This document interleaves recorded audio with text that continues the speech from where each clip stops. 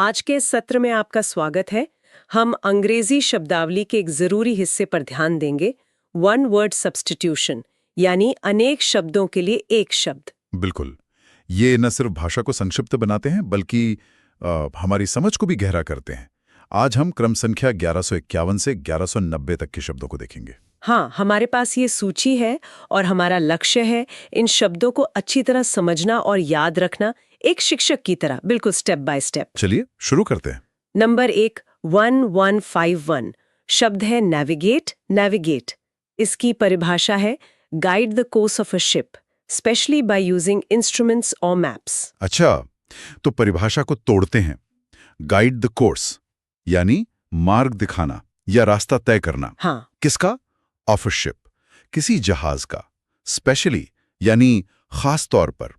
By using instruments, यंत्रों का उपयोग करके। और मैप्स या नक्शों का। अच्छा, तो नेविगेट करने का मतलब हुआ किसी जहाज या वाहन को सही दिशा में ले जाना, विशेषकर यंत्रों या नक्शों की मदद से। आजकल तो कार में भी जीपीएस से नेविगेट करते हैं। हाँ बिल्कुल। ये शब्द वैसे समुद्री यात्रा से आया है, जहां सही तरह से नेविगेट करना बहुत जरूरी था। आप सोचिए, पुराने जमाने के नाविक, वो तो सितारों को देखकर नेविगेट करते थे। सही। किसी भी यात्रा को सफलतापूर्वक पूरा करने के लिए भाई नेविगेट करना तो जरूरी है ही। इसे याद रखने की एक ट्रिक हो सकती है। नेविगेट को सोचें नाव प्लस गेट। हाँ, बढ़िया है। जैसे नाव को सही रास्ते से उसकी मंजिल यानी गेट तक पहुंचाना, ये हुआ नेविगेट करना। और कल्पना कीजिए, एक कप्तान है, जहाज के पुल पर खड़ा है, कंपास और नक्शे देख रहा है। हाँ, और अपने जहाज को सुरक्षित बंदरगाह की ओर नेविगेट कर रहा है। यही है नेविगेट। बिल्कुल स्पष्ट है। अगला शब्द नंबर 1152, नेक्टर। नेक्टर परिभाषा है fluid secreted by flowers which is collected by bees for making honey. Fluid secreted by flowers यानी फूलों द्वारा स्रावित होने वाला तरल पदार्थ, व्हिच इज कलेक्टेड बाय बीज, जिसे मधुमक्खियां इकट्ठा करती हैं फॉर मेकिंग हनी, शहद बनाने के लिए। अच्छा, तो नेक्टर का मतलब हुआ फूलों का वो मीठा रस। मधुमक्खियां इसी नेक्टर को चूसकर शहद बनाती हैं। अच्छा, जैसे पौराणिक कथाओं में अमृत होता है। हाँ, कुछ वैसा ही। पौराणिक कथाओं में भी नेक्टर अमृत का जिक्र आता है, देवताओं का पेय। फूलों में पाया जाने वाला यही नेक्टर ही मधुमक्खियों के लिए ऊर्जा का स्रोत है, उनका खाना। और शहद का स्वाद भी तो इसी नेक्टर पर निर्भर करता होगा। बिल्कुल, कि नेक्टर किस फूल से लिया गया है। ये प्राकृतिक मिठास है नेक्टर। इसे याद रखने के लिए नेक्टर सुनने में नेक, गर्दन और तार जैसा चिपचिपा जैसा लगता है। हाँ, सोच सकते हैं। सोचे मधुमक्खी फूल की गर्दन जैसे हिस्से से मीठा चिपचिपा नेक्टर चूस रही है। और विजुअलाइजेशन के लिए मन में एक तस्वीर बनाइए। एक सुंदर सा खिला हुआ फूल है, उस पर एक मधुमक्खी बैठी है और अपनी सूंड से मीठा नेक्टर पी रही है। यही दृश्य नेक्टर को याद दिलाएगा। ठीक है। Number 1153, negligible. नेग्लिजिबल परिभाषा सो स्मॉल और unimportant as to be not worth considering. So small मतलब इतना छोटा और अनइम्पॉर्टेंट या इतना महत्वहीन। As to be not worth considering कि उस पर विचार करना या ध्यान देना भी जरूरी ना हो, यानी न के बराबर। हाँ बिल्कुल, नगण्य। कोई चीज जो इतनी मामूली हो कि उसे नजरअंदाज किया जा सके, जैसे लाखों के सौदे में 10 रुपए का अंतर, वो नेग्लिजिबल है। हाँ, कोई फर्क नहीं पड़ता उससे। सही।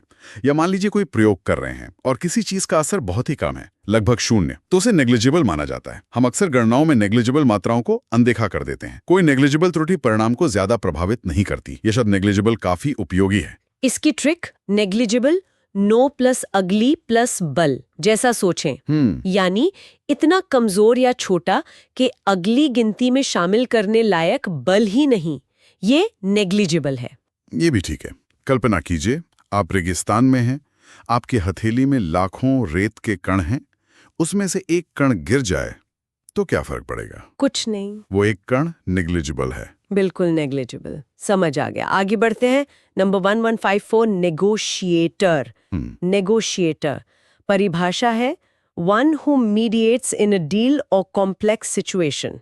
वन हु मीडिएट्स यानी वो व्यक्ति जो मध्यस्थता करता है, मतलब बीच बचाव करता है, इन अ डील किसी सौदे में, और कॉम्प्लेक्स सिचुएशन या किसी जटिल परिस्थिति में, सरल शब्दों में, दो या दो से अधिक पक्षों के बीच समझौता कराने वाला व्यक्ति, मीडिएटर जैसा। हाँ बिल्कुल।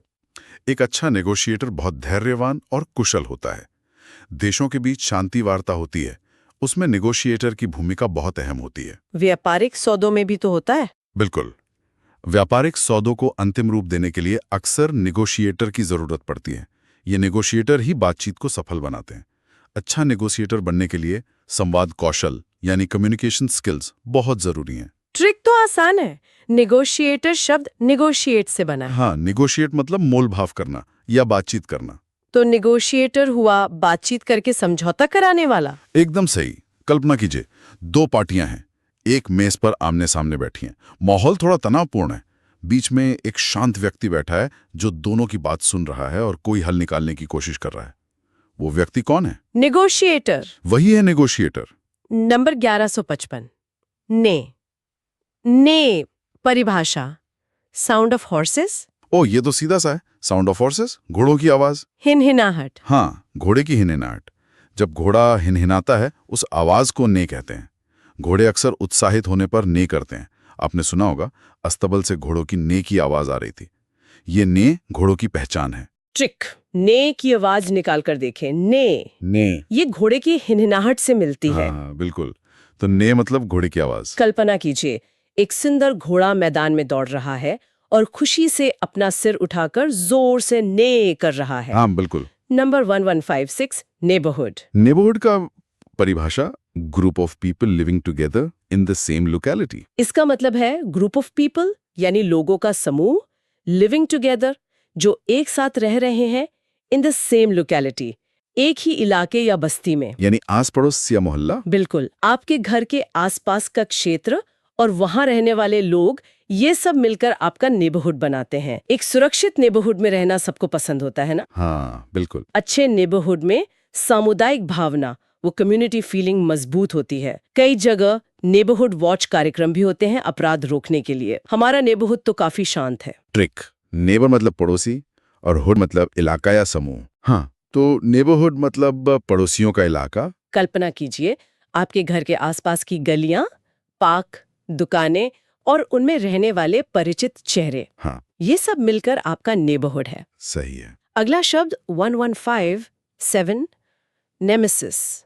परिभाषा deserved and unavoidable punishment for wrong doing, downfall that satisfies natural justice. इसे समझते हैं। डिजर्व्ड यानी योग्य, जिसके आप हकदार हों, एंड अनअवॉइडेबल अपरिहार्य, जिसे टाला ना जा सके। पनिशमेंट सजा, फॉर रॉन्ग डूइंग गलत काम करने के लिए। और दूसरा हिस्सा? हाँ, या फिर डाउनफॉल यानी पतन, दैट सैटिस्फाइज नेचुरल जस्टिस, जो प्राकृतिक न्याय को संतुष्ट करे। तो नेमेसिस का मतलब हुआ किसी गलत काम की वो सजा या परिणाम जिससे बचना नामुमकिन हो और जो न्याय संगत भी लगे। जैसे कर्मों का फल? हाँ, कह सकते हैं। कर्म का सिद्धांत भी एक तरह का नेमेसिस ही है। कभी कभी नेमेसिस उस व्यक्ति या चीज को भी कहते हैं जो किसी की हार का कारण बनता है। जैसे फिल्मों में हीरो विलेन का नेमेसिस होता है। अच्छा। हर अपराधी को अपने नेमेसिस का सामना करना पड़ता है, ऐसा माना जाता है। अहंकार यानी ईगो अक्सर व्यक्ति का नेमेसिस बन जाता है। कहते हैं ना, उसका लालच ही उसका नेमेसिस साबित हुआ। ट्रिक, नेमेसिस को सोचे ने प्लस मैसेज। कैसे? जैसे प्रकृति ने गलत काम करने वाले को ये मैसेज दिया है कि सजा मिलकर रहेगी। ये ही उसका नेमेसिस है। वाह, ये भी अच्छा तरीका याद रखने का। नेमेसिस। कल्पना कीजिए, एक अहंकारी राजा है, प्रजा पर अत्याचार करता है। अंत में उसी के किसी कर्म की वजह से उसका पतन हो जाता है। वो पतन उसका नेमेसिस है। ठीक है। नंबर 1158, नियोलॉजिज्म। नियोलॉजिज्म परिभाषा A new word coined by an author. A new word, एक नया शब्द। कॉइंड, गढ़ा गया या बनाया गया। बाय एन ऑथर, किसी लेखक द्वारा। मतलब नया शब्द। हाँ, देखिए, भाषा तो बदलती रहती है, जीवित होती है, उसमें नए शब्द जुड़ते रहते हैं।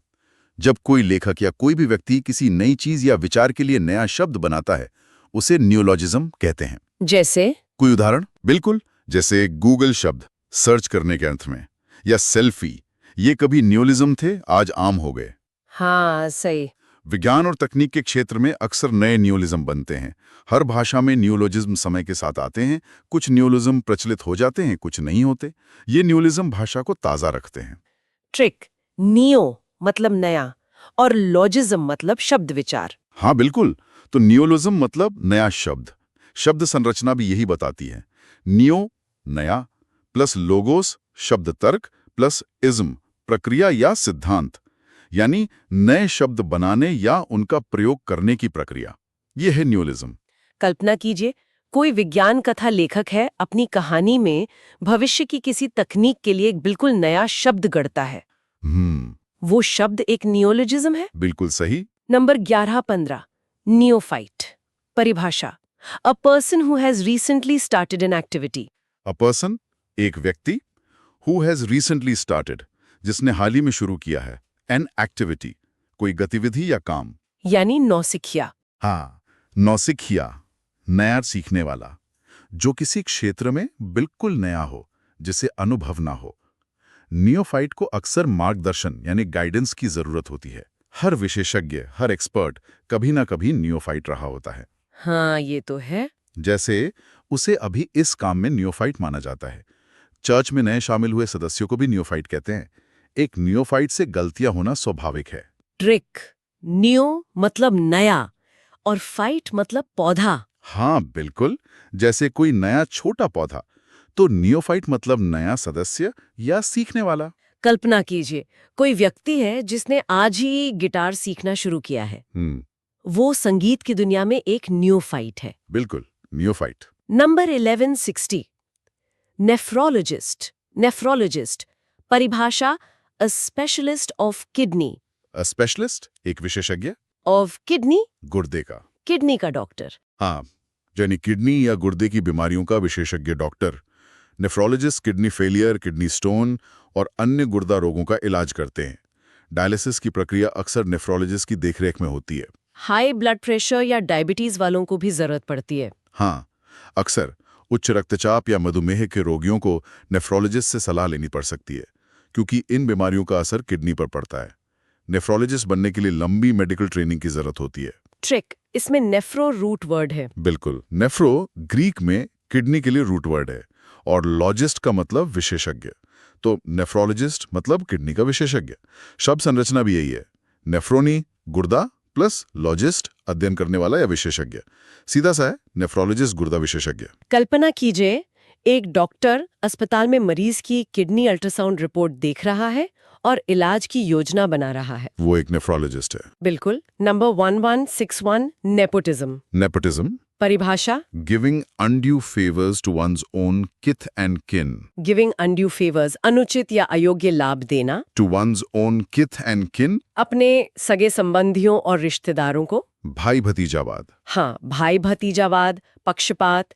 जब कोई सत्ता या अधिकार वाला व्यक्ति अपनी पोजीशन का दुरुपयोग करके अयोग्य रिश्तेदारों या दोस्तों को नौकरी, कॉन्ट्रैक्ट या अन्य फायदे पहुंचाता है, तो उसे नेपोटिज्म कहते हैं। ये तो बहुत सुनने में आता है। हाँ बिल्कुल, नेपोटिज्म प्रतिभा और योग्यता का अपमान है, ऐसा कहा जाता है। कई उद्योगों में, खासकर फिल्म इंडस्ट्री या राजनीति में, नेपोटिज्म की आलोचना होती है।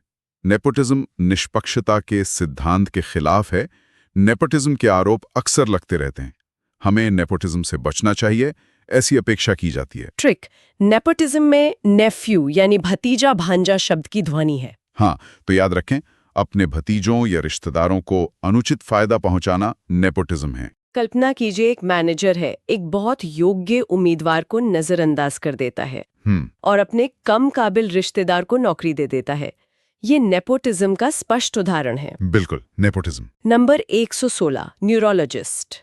न्यूरोलॉजिस्ट परिभाषा, a doctor who studies and treats diseases of nerves. A doctor, एक doctor who studies and treats, जो अध्ययन करता है और इलाज करता है डिजीजेस ऑफ नर्व्स, तंत्रिकाओं या नसों की बीमारियों का। स्नायु रोग विशेषज्ञ। हाँ बिल्कुल, न्यूरोलॉजिस्ट मस्तिष्क, रीढ़ की हड्डी और तंत्रिका तंत्र से जुड़ी समस्याओं जैसे स्ट्रोक, मिर्गी, माइग्रेन, पार्किंसंस रोग आदि का इलाज करते हैं। सिर दर्द या चक्कर आने जैसी समस्या होने पर भी न्यूरोलॉजिस्ट से मिलना पड़ सकता है। न्यूरोलॉजिस्ट जटिल परीक्षणों का उपयोग करते हैं, जैसे MRI, CT स्कैन वगैरह। एक कुशल न्यूरोलॉजिस्ट सही निदान कर सकता है। ट्रिक न्यूरो, रूट का मतलब नर्व यानी तंत्रिका होता है। कीजिए, एक डॉक्टर मरीज के मस्तिष्क का MRI स्कैन देख रहा है और उसकी नसों की समस्या का पता लगाने की कोशिश कर रहा है। वो एक न्यूरोलॉजिस्ट है। बिल्कुल। अगला है नंबर 1163 न्यूरोलॉजी। परिभाषा the study of nerves. The study, अध्ययन, ऑफ नर्व्स, तंत्रिकाओं का। तंत्रिका विज्ञान या स्नायु विज्ञान। हाँ, ये मेडिकल साइंस की वो शाखा है जिसमें तंत्रिका तंत्र, नर्वस सिस्टम, जिसमें मस्तिष्क, रीढ़ की हड्डी और नसें आती हैं, उसकी संरचना, कार्य और रोगों का अध्ययन किया जाता है। न्यूरोलॉजी एक बहुत विस्तृत और जटिल क्षेत्र है। न्यूरोलॉजी में लगातार नई खोजें हो रही हैं। मेडिकल छात्रों को न्यूरोलॉजी पढ़नी होती है। न्यूरोलॉजी की समझ कई बीमारियों के इलाज में मदद करती है। ट्रिक, न्यूरो मतलब नर्व प्लस लॉजी मतलब अध्ययन। बिल्कुल। तो न्यूरोलॉजी हुआ नर्व्स का अध्ययन, शब्द संरचना न्यूरो, तंत्रिका स्नायु, प्लस लॉजी, अध्ययन। स्पष्ट है, न्यूरोलॉजी तंत्रिका अध्ययन। नंबर 1164 न्यूरोसाइंस। परिभाषा scientific study of the nervous system and brain. Scientific study, वैज्ञानिक अध्ययन, ऑफ द नर्वस सिस्टम, तंत्रिका तंत्र एंड ब्रेन और मस्तिष्क का। ये न्यूरोसाइंस से अलग कैसे है? ये न्यूरोलॉजी से भी ज्यादा व्यापक शब्द है। कह सकते हैं न्यूरोसाइंस में तंत्रिका तंत्र के सभी पहलू शामिल हैं, उसकी संरचना, कार्य, विकास, रसायन शास्त्र, आनुवांशिकी और बीमारियां भी। ये सिर्फ मेडिकल नहीं है बल्कि अच्छा, ज्यादा बड़ा दायरा है। हाँ, यह एक अंतर्विषयक क्षेत्र है जिसमें biology, psychology, chemistry, computer science आदि कई विषय शामिल हैं। न्यूरोसाइंस हमें सीखने, याददाश्त, चेतना और व्यवहार को समझने में मदद करता है। न्यूरोसाइंस में शोध बहुत तेजी से आगे बढ़ रहा है।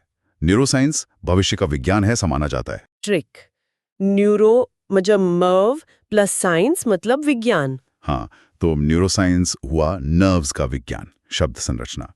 न्यूरो तंत्रिका स्नायु प्लस साइंस विज्ञान। न्यूरोसाइंस तंत्रिका तंत्र का व्यापक वैज्ञानिक अध्ययन है। नंबर 1165 नीश। परिभाषा a hollow space in a wall for a statue और ऑर्नामेंट। अ हॉलो स्पेस, एक खोखली या खाली जगह, इन अ वॉल, दीवार में, फॉर अ स्टैच्यू, किसी मूर्ति के लिए, और ऑर्नामेंट या किसी सजावटी वस्तु के लिए। यानी दीवार में बना हुआ ताक या आला। हाँ बिल्कुल, पुराने घरों या इमारतों में अक्सर ऐसे नीश देखने को मिलते हैं। लेकिन आजकल इस शब्द नीश का प्रयोग एक और अर्थ में बहुत होता है। वो कौन सा? किसी उत्पाद या सेवा के लिए एक छोटा विशिष्ट बाजार खंड, जैसे नीश मार्केट। कहते हैं ना, उसने अपने बिजनेस के लिए एक नीश ढूंढ लिया है। हाँ, ये सुना है। लेकिन मूल अर्थ दीवार के आले से है। घर की सजावट में भी नीश का इस्तेमाल किया जाता है। नीश, नीचे को नीचे से जोड़ सकते हैं, दीवार में थोड़ा नीचे या अंदर की ओर खोदकर बनाई गई जगह। हाँ, ये भी ठीक है याद रखने के लिए। ये है नीश। कल्पना कीजिए, एक पुराने महल की पत्थर की दीवार है, उसमें एक सुंदर नक्काशीदार नीश बना है और उसमें एक प्राचीन मूर्ति रखी है। वो है नीश। ठीक है। नंबर 1166 नाइहिलिज्म। नाइहिलिज्म। परिभाषा the rejection of all religious and moral principles in the belief that life is meaningless. The rejection, अस्वीकृति, इनकार, of all religious, सभी धार्मिक, and moral principles, और नैतिक सिद्धांतों का, in the belief, इस विश्वास के साथ, that life is meaningless, कि जीवन अर्थहीन है। शून्यवाद। हाँ, शून्यवाद। नाइलिज्म एक दार्शनिक दृष्टिकोण है जो मानता है कि जीवन का कोई अंतर्निहित उद्देश्य, मूल्य या अर्थ नहीं है। नाइलिज्म के अनुसार स्थापित मान्यताएं और मूल्य वो सब निराधार हैं, बेसलेस हैं। ये तो काफी निराशावादी विचार है। हाँ, काफी निराशावादी और चरमपंथी विचार माना जाता है। कुछ साहित्यिक पात्र निहिलिज्म के विचारों को दर्शाते हैं। निहिलिज्म को समझना थोड़ा जटिल हो सकता है। ट्रिक, निहिल लैटिन में नथिंग यानी कुछ नहीं होता है। सही। तो निहिलिज्म मतलब कुछ नहीं का सिद्धांत, सब व्यर्थ है। शब्द संरचना भी यही है, निहिल शून्य, कुछ नहीं, प्लस इज्म वाद सिद्धांत, तो निहिलिज्म यानी शून्यवाद। कल्पना कीजिए, एक ऐसा व्यक्ति है जो समाज के किसी नियम, परंपरा या नैतिक मूल्य में विश्वास नहीं रखता और जीवन को पूरी तरह व्यर्थ और उद्देश्यहीन मानता है। उसकी यह सोच निहिलिज्म कहलाती है। बिल्कुल। नंबर 167 निर्वाणा निर्वाण परिभाषा a transcendent state in which there is neither suffering desire nor sense of self. A transcendent state, एक छौव्यास स्थिति यानी साधारण अनुभव से परे की चेतना की स्थिति, in which there is neither suffering, जिसमें न तो दुख या पीड़ा है, डिजायर नहीं कोई इच्छा या वासना है, नॉट सेंस ऑफ सेल्फ और न ही मैं या अहंकार का बोध है। ये तो बौद्ध धर्म की अवधारणा है, मोक्ष। हाँ, मुख्य रूप से बौद्ध धर्म और अन्य भारतीय दर्शनों की अवधारणा है परम शांति, मोक्ष या मुक्ति की अवस्था। निर्वाणा का शाब्दिक अर्थ है बुझ जाना। क्या बुझ जाना? इच्छाओं, घृणा और अज्ञान की अग्नि का बुझ जाना। बौद्ध धर्म में निर्वाणा प्राप्त करना जीवन का अंतिम लक्ष्य माना जाता है। निर्वाणा की स्थिति को शब्दों में बयान करना मुश्किल है। ये परम आनंद की अवस्था है निर्वाणा। ट्रिक, निर्वाणा शब्द तो संस्कृत का ही है। हाँ, इसे सीधे याद रखें। बौद्ध धर्म और योग से जुड़े लोग निर्वाणा शब्द से परिचित होते ही हैं। कल्पना कीजिए, एक शांत स्थिर झील है जिसकी सतह पर कोई लहर नहीं। मन की ऐसी ही परम शांत, स्थिर और दुख इच्छा रहित अवस्था निर्वाणा है। बहुत सुंदर। निर्वाणा। नंबर 116 68 नॉक्टर्नल। नॉक्टर्नल परिभाषा अकरिंग एट नाइट। अकरिंग घटित होना, एट नाइट रात में। रात में होने वाला। हाँ, यानी रात में होने वाला या रात को सक्रिय रहने वाला, जैसे उल्लू और चमगादड़ नॉक्टर्नल प्राणी हैं। वो रात में जागते और शिकार करते हैं। कुछ फूल भी तो रात में खिलते हैं। बिल्कुल, वो भी नॉक्टर्नल कहे जा सकते हैं। नॉक्टर्नल का विपरीत होता है डायर्नल, यानी दिन में सक्रिय रहने वाला। शहर की नॉक्टर्नल जिंदगी, नाइट लाइफ, काफी अलग होती है। कुछ लोगों की आदतें नॉक्टर्नल होती हैं, वे रात में ज्यादा प्रोडक्टिव महसूस करते हैं। ट्रिक, नॉक्टर्न या नॉक्स लैटिन में रात के लिए रूट है। सही। तो नॉक्टर्नल मतलब रात से संबंधित या रात में सक्रिय। शब्द संरचना नॉक रात प्लस अर्नल से संबंधित। नॉक्टर्नल मतलब रात्रिचर। कल्पना कीजिए, घना जंगल है, रात का समय है, आपको उल्लू की आवाज सुनाई दे रही है और चमगादड़ उड़ते दिख रहे हैं। ये सभी नॉक्टर्नल जीव हैं। बिल्कुल। नंबर 1169 नोमैड्स परिभाषा people of no fixed abode. People लोग ऑफ नो फिक्स्ड अबोर्ड, जिनका कोई स्थायी निवास स्थान, कोई पक्का घर नहीं होता। खाना बदोश या बंजारे। हाँ, खाना बदोश, बंजारा या यायावर कहते हैं। नोमैड्स जीवन यापन के लिए अक्सर भोजन, पानी या अपने पशुओं के लिए चारे की तलाश में एक स्थान से दूसरे स्थान पर घूमते रहते हैं। दुनिया के कई हिस्सों में आज भी नोमैड समुदाय पाए जाते हैं। नोमैड्स की अपनी विशिष्ट संस्कृति और जीवन शैली होती है। हालांकि आधुनिक जीवन शैली ने नोमैड्स की संख्या कम कर दी है। कल्पना कीजिए, ये नोमैड्स रेगिस्तान पार कर रहे थे। ट्रिक, नोमैड्स को सोचे नो मैड नहीं बल्कि नो अबोर्ड, कोई घर नहीं। हाँ, जिनका कोई स्थायी घर नहीं, वो नोमैड्स। कल्पना कीजिए, रेगिस्तान में ऊंटों और भेड़ों के झुंड के साथ यात्रा करता हुआ लोगों का एक समूह है, जिन्होंने अपना अस्थायी पड़ाव डाला हुआ है। वे नोमैड्स हैं। सही। Number 117 nomenclature. नॉमेनक्लेचर परिभाषा a system of naming things. A system, एक प्रणाली, एक व्यवस्थित तरीका ऑफ नेमिंग थिंग्स, चीजों का नामकरण करने की। नामकरण पद्धति। हाँ, विशेष रूप से विज्ञान में, जैसे जीव विज्ञान, रसायन विज्ञान में जीवों, रसायनों, खगोलीय पिंडों आदि के नाम रखने की एक औपचारिक और मानकीकृत प्रणाली को नॉमेनक्लेचर कहते हैं। जैसे वो होमोसेपियंस वगैरह। बिल्कुल। जीवों के वैज्ञानिक नाम द्विपद नॉमेनक्लेचर, बाइनोमियल नॉमेनक्लेचर के अनुसार रखे जाते हैं। सही नॉमेनक्लेचर वैज्ञानिक संचार के लिए, कम्युनिकेशन के लिए आवश्यक है। रसायन विज्ञान का अपना IUPAC नॉमेनक्लेचर है। हर विषय का अपना नॉमेनक्लेचर हो सकता है। ट्रिक, नॉमेन लैटिन में नाम होता है। हाँ, तो नॉमेनक्लेचर मतलब नाम रखने की व्यवस्था या पद्धति। शब्द संरचना नॉमन नाम प्लस कलारे पुकारना बुलाना प्लस योर प्रक्रिया व्यवस्था। तो नॉमेनक्लेचर नामकरण की प्रणाली। कल्पना कीजिए, वैज्ञानिक एक प्रयोगशाला में है, नई खोजी गई प्रजाति का नामकरण करने के लिए स्थापित नियमों यानी नॉमेनक्लेचर पर चर्चा कर रहे हैं। बिल्कुल, नॉमेनक्लेचर। नंबर 1171 नॉन एंटिटी। परिभाषा an unimportant person. An important person, एक महत्वहीन गैर अहम व्यक्ति। जिसका कोई वजूद ना हो। हाँ, ऐसा व्यक्ति जिसका समाज में कोई खास स्थान, पहचान या प्रभाव न हो, जिसे कोई महत्व न देता हो, एक तुच्छ या नगण्य व्यक्ति। कभी-कभी किसी महत्वहीन चीज या विचार के लिए भी नॉन एंटिटी शब्द का प्रयोग होता है। जैसे उसे पार्टी में एक नॉन एंटिटी समझा गया, या वह अपने कंपनी में खुद को एक नॉन एंटिटी महसूस करता था। महान बनने से पहले कई लोग नॉन एंटिटी होते हैं। कह सकते हैं वो अब एक राजनीतिक नॉन एंटिटी है, मतलब उसका कोई प्रभाव नहीं रहा। ट्रिक, नॉन मतलब नहीं, प्लस एंटिटी मतलब अस्तित्व, इकाई, हस्ती। सही। तो नॉन एंटिटी मतलब जिसकी कोई हस्ती या खास अस्तित्व ना हो। कल्पना कीजिए, एक बहुत बड़ी कॉन्फ्रेंस है, हजारों लोग हैं और उनमें एक व्यक्ति ऐसा है जिसे कोई नहीं जानता, नहीं कोई उसकी उपस्थिति पर ध्यान देता है। वो उस भीड़ में एक नॉन एंटिटी जैसा है। हाँ, नॉन एंटिटी। नंबर 1172, नोसोमेनिया। परिभाषा, delusion of suffering from a disease. Delusion, भ्रम, वहम, मिथ्या विश्वास, ऑफ सफरिंग, पीड़ित होने का, फ्रॉम अ डिजीज, किसी बीमारी से। अच्छा, मतलब बीमारी होने का वहम। हाँ, ऐसा भ्रम या पक्का विश्वास होना कि व्यक्ति किसी गंभीर बीमारी से ग्रस्त है, जबकि वास्तव में ऐसा नहीं होता। ये एक प्रकार का मानसिक विकार या वहम है। नोसोमेनिया से ग्रस्त व्यक्ति लगातार अपनी सेहत को लेकर चिंतित रहता है और डॉक्टरों के चक्कर लगाता रहता है। ये हाइपोकॉन्ड्रिया जैसा है। हाँ, उससे मिलता जुलता है, या उसी का एक रूप कह सकते हैं। नोसोमेनिया व्यक्ति के जीवन को मुश्किल बना सकता है। जाहिर है, नोसोमेनिया के लिए मनोवैज्ञानिक सहायता की जरूरत होती है। ट्रिक, नोसो ग्रीक में बीमारी से जुड़ा है, प्लस मेनिया मतलब पागलपन या अत्यधिक धुन। बिल्कुल। तो नोसोमेनिया हुआ बीमारी होने का वहम या धुन।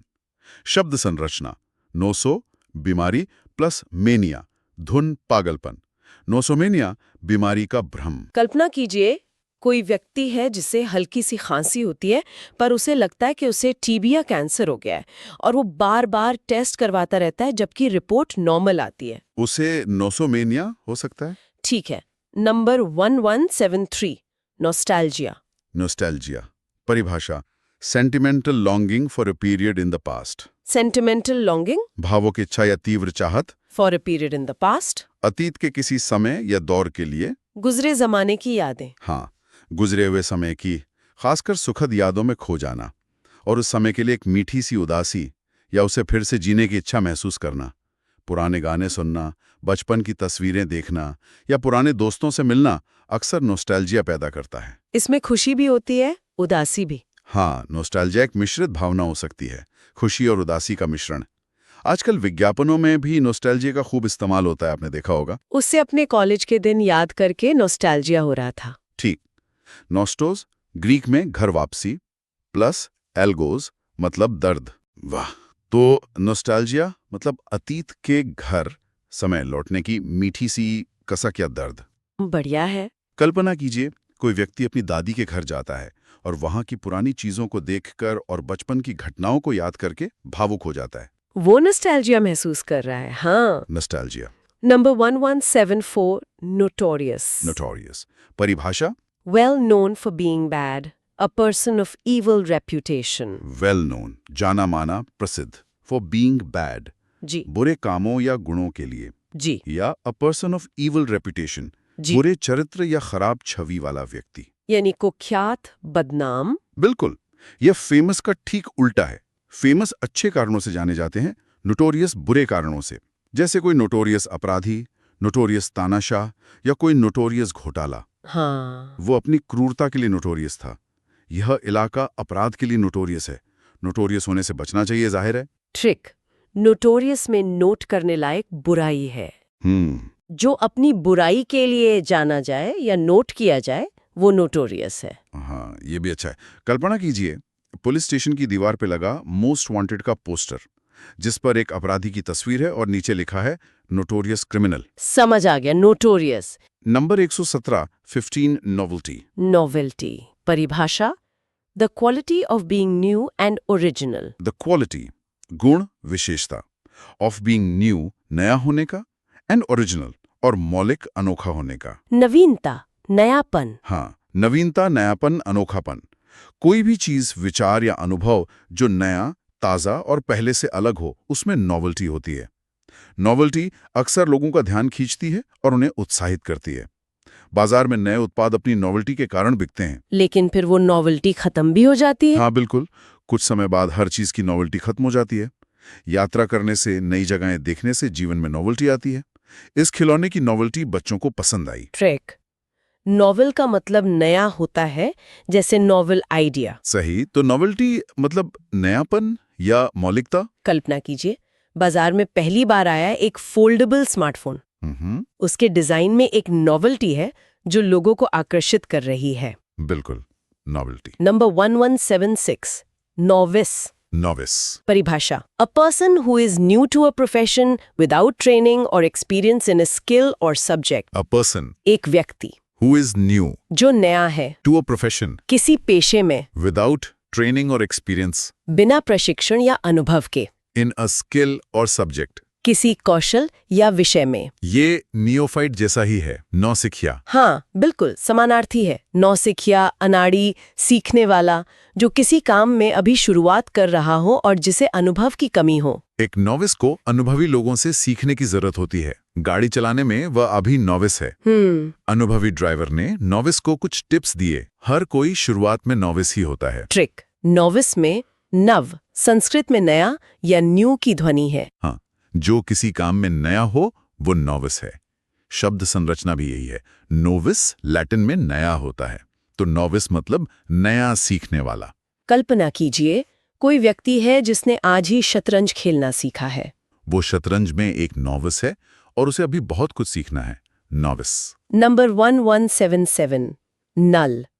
नल परिभाषा, to reduce to nothing. To reduce कम कर देना, घटा देना। टू नथिंग शून्य तक। शून्य कर देना। हाँ, किसी चीज को अमान्य कर देना, रद्द कर देना, निष्प्रभाव कर देना, या उसका कानूनी या तार्किक महत्व खत्म कर देना। जैसे किसी समझौते को नल एंड वॉइड घोषित करना, यानी अमान्य और शून्य। गणित और कंप्यूटर में भी समान होता है। हाँ बिल्कुल, गणित और प्रोग्रामिंग में नल का मतलब होता है कोई मान नहीं, नो वैल्यू। जैसे जज ने पुराने कानून को नल कर दिया। यदि शर्तें पूरी नहीं हुई तो अनुबंध नल हो जाएगा। कंप्यूटर प्रोग्रामिंग में कहते हैं इस वेरिएबल का मान नल है। ट्रिक, नल की आवाज हिंदी के नल जैसी है। हाँ। सोचिए, नल से पानी आना बंद हो गया, प्रवाह शून्य हो गया। तो नल मतलब शून्य कर देना या प्रभावहीन। ये ठीक है। कल्पना कीजिए, हाँ। एक कंप्यूटर स्क्रीन पर कोड लिखा है जिसमें एक मान को इक्वल्स टू लगाकर नल सेट किया जा रहा है, यानी उसका कोई मान नहीं रखा जा रहा, वो नल है। Number 117, numerologist. न्यूमरोलॉजिस्ट, ये वो व्यक्ति है, वन हु स्टडीज, जो अध्ययन करता है द ऑकल्ट मीनिंग्स, गूढ़ रहस्यमय अर्थों का, ऑफ नंबर्स, संख्याओं के, एंड द सपोज्ड इन्फ्लुएंस, और उनके माने जाने वाले या कथित प्रभाव का, ऑन ह्यूमन लाइफ, मानव जीवन पर। अंक ज्योतिषी। हाँ, अंक ज्योतिषी या अंक शास्त्री। न्यूमरोलॉजिस्ट अंकों के आधार पर, जैसे जन्मतिथि के अंक, नाम के अक्षरों के अंक, इनके आधार पर व्यक्ति के चरित्र, भविष्य या भाग्य बताने का दावा करते हैं। न्यूमरोलॉजी को विज्ञान नहीं माना जाता, यह एक विश्वास प्रणाली है, ऑकल्ट स्टडी है। कई लोग शुभ मुहूर्त या नामकरण के लिए न्यूमरोलॉजिस्ट से सलाह लेते हैं। वह एक प्रसिद्ध न्यूमरोलॉजिस्ट है, ऐसा लोग कहते हैं। ट्रिक, न्यूमरो मतलब नंबर, प्लस लॉजिस्ट मतलब अध्ययन करने वाला। सही, तो न्यूमरोलॉजिस्ट हुआ नंबरों का गूढ़ अर्थों में अध्ययन करने वाला। शब्द संरचना, न्यूमरो अंक प्लस लॉजिस्ट अध्ययनकर्ता विशेषज्ञ। न्यूमरोलॉजिस्ट अंकों के कथित प्रभाव का अध्ययन करता है। कल्पना कीजिए, कोई व्यक्ति आपके नाम और जन्मतिथि के अंकों को जोड़कर आपके लकी नंबर और भविष्य के बारे में कुछ बता रहा है। वह एक न्यूमरोलॉजिस्ट है। बिल्कुल। Number 117, numismatics. न्यूमिस्मैटिक्स परिभाषा, द स्टडी और collection of coins. The study अध्ययन और कलेक्शन या संग्रह ऑफ कॉइन्स, सिक्कों का। मुद्रा शास्त्र। हाँ, मुद्रा शास्त्र, पुराने और नए सिक्कों, टोकन, कागजी मुद्रा आदि का अध्ययन करना या उन्हें इकट्ठा करने का शौक, ये न्यूमिस्मैटिक्स कहलाता है। न्यूमिस्मैटिक्स इतिहास, कला और अर्थशास्त्र को समझने में मदद करता है। कैसे? क्योंकि सिक्कों से पता चलता है कि उस जमाने में कौन राजा था, अर्थव्यवस्था कैसी थी, कला कैसी थी। तो न्यूमिस्मैटिक्स के जरिए हम विभिन्न सभ्यताओं के बारे में जान सकते हैं। म्यूजियम में अक्सर न्यूमिस्मैटिक्स का एक सेक्शन होता है। न्यूमिस्मैटिक्स एक दिलचस्प हॉबी है। ट्रिक। न्यूमिस्मा लैटिन ग्रीक में कॉइन यानी सिक्का से जुड़ा है। हाँ, तो न्यूमिस्मैटिक्स हुआ सिक्कों का अध्ययन या संग्रह। शब्द संरचना: न्यूमिस्मा सिक्का प्लस टिक्स किसी विषय का अध्ययन, विज्ञान, कला। न्यूमिस्मैटिक्स सिक्कों का अध्ययन। कल्पना कीजिए, एक व्यक्ति है आवर्धक लेंस यानी मैग्नीफाइंग ग्लास से एक पुराने दुर्लभ सिक्के को ध्यान से देख रहा है, उस पर बने चिन्हों और अक्षरों का अध्ययन कर रहा है। वह न्यूमिस्मैटिक्स में लगा हुआ है। सही। और अगला शब्द इसी से जुड़ा है, नंबर 1818, न्यूमिस्मैटिस्ट। न्यूमिस्मैटिस्ट परिभाषा: a person who collects coins. सीधा सा मतलब है अ पर्सन, एक व्यक्ति, हु कलेक्ट्स कॉइन्स, जो सिक्के इकट्ठा करता है। मुद्रा शास्त्री या सिक्कों का संग्रहकर्ता। हाँ, जो व्यक्ति न्यूमिस्मैटिक्स का अध्ययन करता है या सिक्के जमा करने का शौक रखता है, उसे न्यूमिस्मैटिस्ट कहते हैं। एक अनुभवी न्यूमिस्मैटिस्ट सिक्कों की पहचान और उनका मूल्य बता सकता है। दुनिया भर में कई प्रसिद्ध न्यूमिस्मैटिस्ट हुए हैं। एक न्यूमिस्मैटिस्ट के संग्रह में दुर्लभ और ऐतिहासिक सिक्के हो सकते हैं। वह एक शौकिया न्यूमिस्मैटिस्ट है। चेक न्यूमिस्मैटिक्स से ही बना है न्यूमिस्मैटिस्ट। हाँ, जो न्यूमिस्मैटिक्स करे वो न्यूमिस्मैटिस्ट। कल्पना कीजिए, वही व्यक्ति जो पुराने सिक्के जमा कर रहा है, उन्हें सावधानी से एल्बम में लगा रहा है और उनके बारे में नोट्स लिख रहा है। वह एक न्यूमिस्मैटिस्ट है। ठीक है।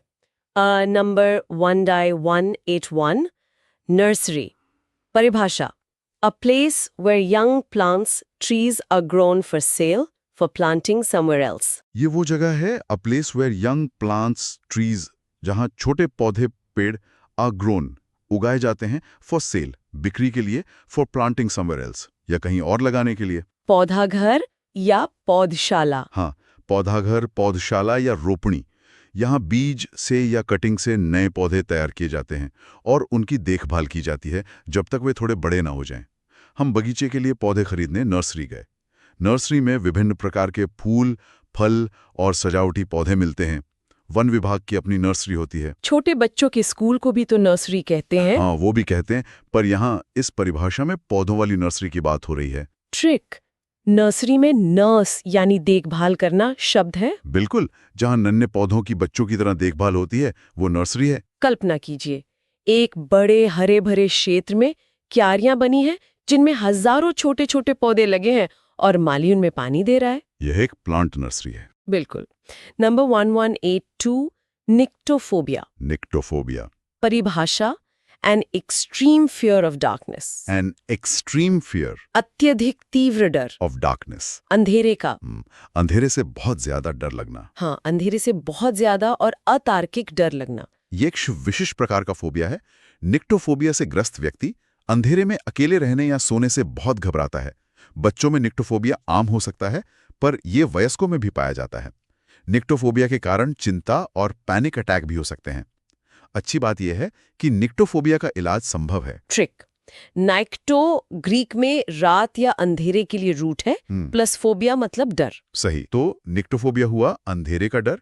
शब्द संरचना: निक्टो रात, अंधेरा, प्लस फोबिया अतार्किक डर। जी। निक्टोफोबिया अंधेरे का तीव्र भय। कल्पना कीजिए, एक व्यक्ति रात को अपने कमरे में है, अचानक बत्ती गुल हो जाती है और वो बहुत ज्यादा डर जाता है, उसका दिल तेज धड़कने लगता है। उसे निक्टोफोबिया हो सकता है। ठीक है। नंबर 1183, उफ परिभाषा: a big clumsy often slow witted person. A big clumsy, एक बड़ा भद्दा अनाड़ी।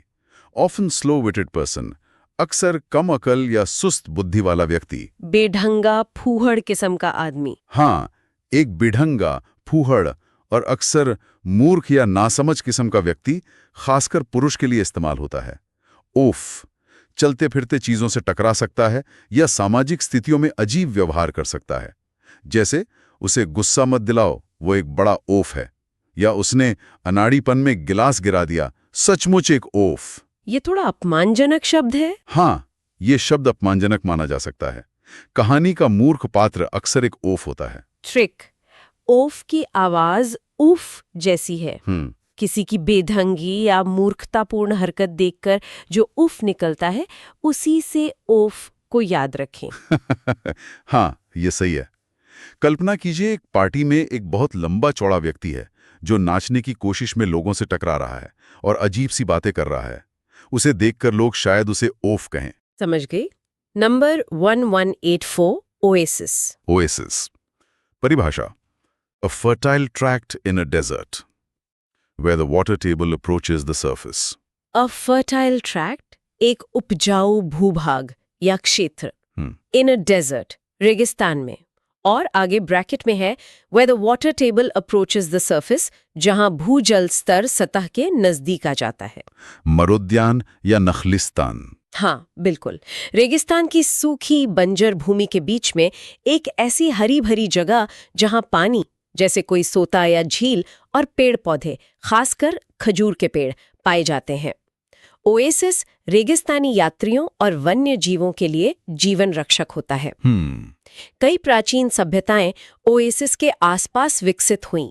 थार रेगिस्तान में भी कुछ ओएसिस हैं। रेगिस्तान में ओएसिस ढूंढना एक बड़ी राहत होती है।